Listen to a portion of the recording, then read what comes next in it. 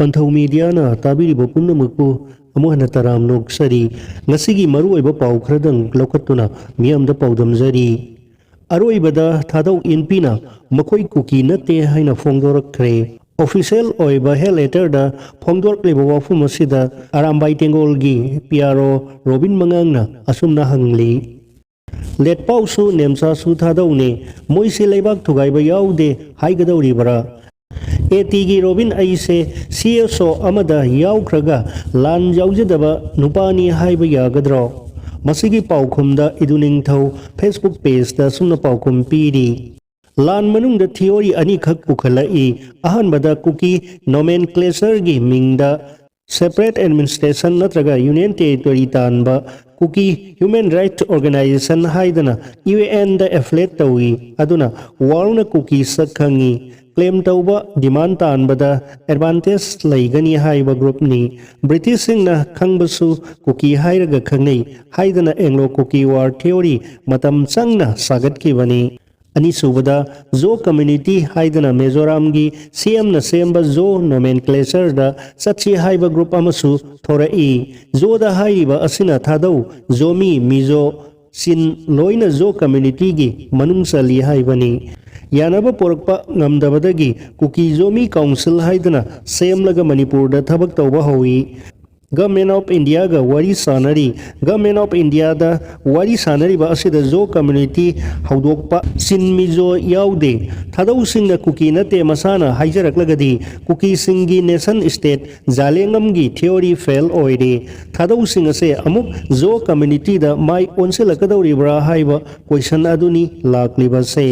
मसिगी मखा तारकपदा रंजित थिंगनामनसु असुमना फोंदोकली मखोइना कुकी नते हाइरबनिना मखागी वाफुम सिंग असिसु यारबरा अहनबदा मणिपुर गी integrity none negotiable ओइ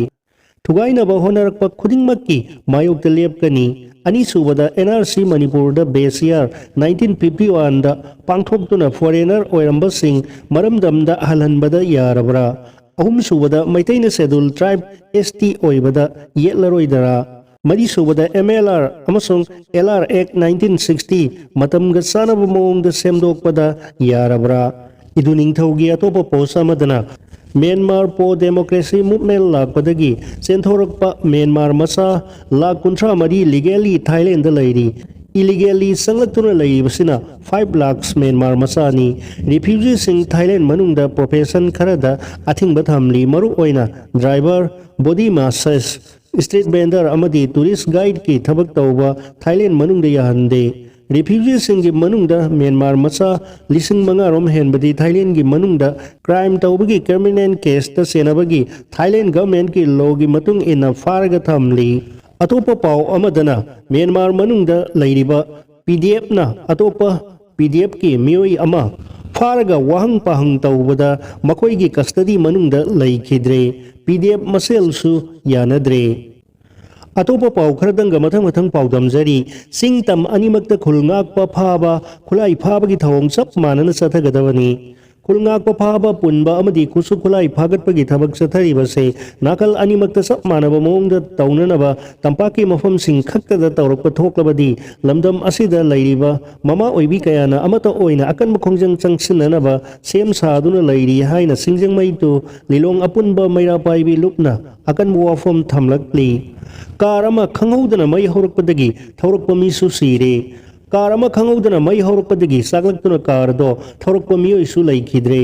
थौदोवदो इम्फाल वेस्ट की लंपेन पुलिस स्टेशन की मनुंग सनबा लंबोई खोंगनांगखोंगदा ngarang numidang pung nipa lom tabada car अमा खंगौदना मै हौरकपदगी सागतना कार दो थौरकपा इरोई सेम्बा ममांग लेकाइदगी थोक्सोम रोबेन अपोकपा थोक्सोम गुलामजात कौबा मियोय अमा सीरे कार सु अयाम्बा सरुक मैना साख्रे कार मई साखुगी पाउताबदगी मणिपुर फायर सर्विस की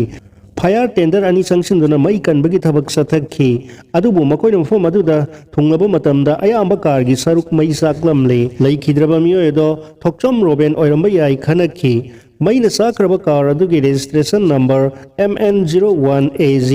7086 नि मई अदो मतौ करमना हौरकपनो हाइबा चपचाना खंगबा ngamdri अमरोमदा कोइसल लीक ओहेनबदा सेनबा AOC अमदी वाइस प्रिंसिपल मपुनसी सुपर जेल थमगदबनी देसाम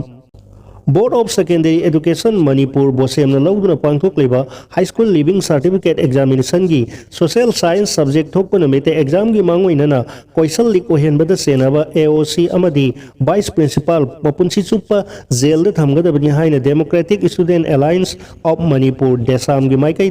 akan buwafam thamli Atopa pau amada ngarang ahing Manipur gi mafam kaya da len amadi aka araw yaw na sukiba nongna amangata kaya thogan kre ngarang ahing pung ani gi matungda khangawda na len amadi nungsit ka loina na aka araw yaw na sukiba akan banong na Manipur gi mafam kaya da amangata thogan kre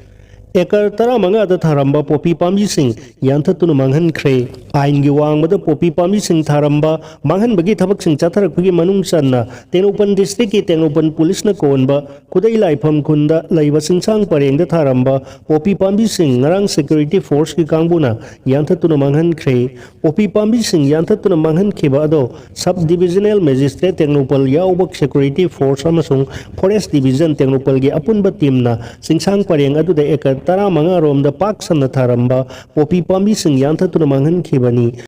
adum oinamak thaudok aduga mari leinana mipa mipundi yaukhide